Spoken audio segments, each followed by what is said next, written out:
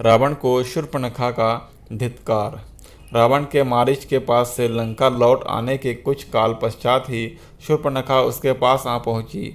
उस समय रावण अपने मंत्रियों से घिरा हुआ था। स्वर्ण सिंहासन पर आरूढ़ रावण वैसे ही शोभा पा रहा था जैसे सोने के ईंटों से निर्मित यज्ञ वेदी में घी के द्वारा प्रज्वलित अग्नि।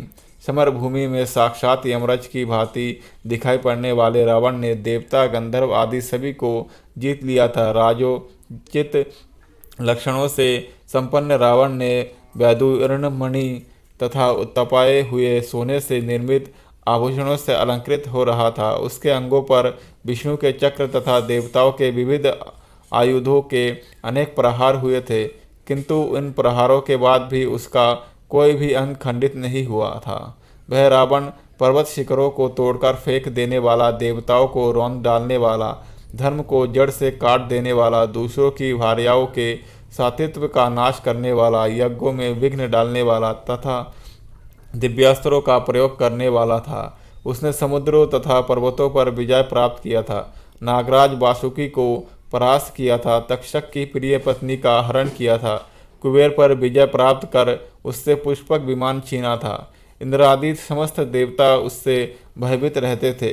वायु देवता उस पर पंख डुलाते थे। वरुण उसके यहाँ पानी भरता था और वह मृत्यु को भी परास्त करने की सामर्थ्य रखता था। उसने 10,000 वर्षों तक घोर तपस्या करके तथा ब्रह्मा जी को अपने मस्तकों की बलि देकर देवता, दानव, गंधर्व, पिशाच, पक्षी और सर्पों से संगम में अभय प्राप्त कर लिया था। मनुष्य के सिवा अन्य किसी से भी उसे मृत्यु का भय नहीं रह गया था। शूर्पणखा राम के द्वारा तिरस्कृत होकर अत्यंत दुखी हो रही थी। उसने रावण के पास आकर क्रोध से फुफाकते हुए कहा, धिक्कार है तुम्हारे पराक्रम पर और तुम्हारे इन मंत्रियों पर। तुम अपनी विलासिता में डूबे हुए हो। तुम सब तो सुरा और सुंदरियों में व्यस्त रहते हो। हे नीतिवान रावण, क्या अब मुझे तुमको यह भी बताना पड़ेगा कि समय पर उचित कार्य ना करने वाले और अपने देश की रक्षा के प्रति असावधान रहने वाले राजा के राज्य के नष्ट हो जाने में क्षण मात्र भी देर नहीं लगती।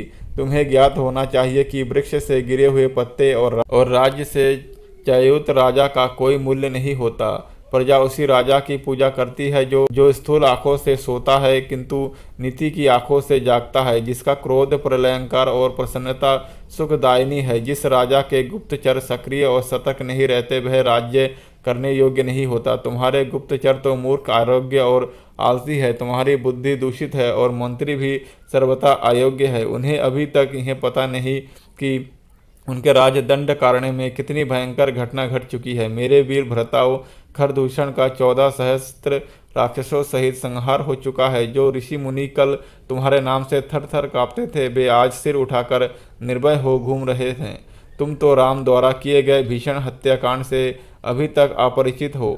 शूर्पणखा के कटु वचनों से कुपित होकर रावण बोला, शूर्पणखे, मुझे बताओ कि राम कौन है, उसका बल और पराक्रम कितना है, दुष्कर दंडक वन में उसने किस लिए प्रवेश किया है, उसके पास ऐसा कौन सा अस्त्र है जिससे उसने खरदूषण और त्रिशिरा का सेना सहित संहार कर दिया। उसने तुझ जैसे सुंदर अंगों वाली को क्यों कुरूप बना दिया। रावण के प्रश्न का उत्तर देते हुए शूर्पणखा ने कहा, है भाई महाबली राम अयोध्या नरेश दशरथ के पुत्र है।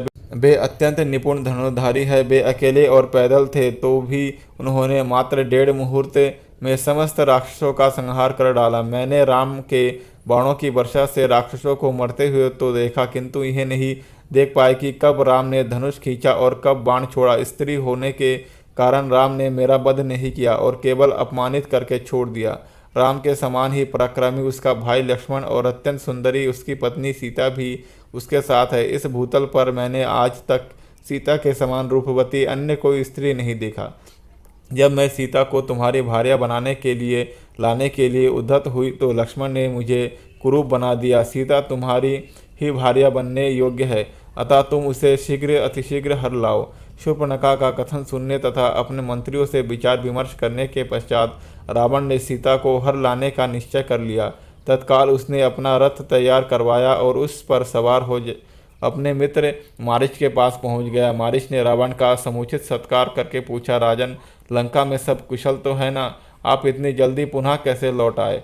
रावण बोला, हे मारीच, क्रूर और मूर्ख राम ने अपने बल का आश्रय लेकर मेरे भाई खर और दूषण सेना सहित त्रिशिरा का वध कर दिया। उसने मेरी बहन शूर्पणखा को भी कुरूप बना दिया है। तुम मेरे मित्र हो, मित्र ही संकट के समय मित्र की सहायता करता है। मैं जानता हूँ कि मेरे मित्रों और शुभ चिंतकों में तुमसे बढ़कर बलवान, नीतिवान और मुझसे सच्चा स्नेह करने वाला और कोई नहीं है। अतः हे मारीच, मैं जानता हूँ कि तुम रजत बिंदुओं वाला स्वर्ण मृग बनकर राम के आश्रम के सामने जाओ।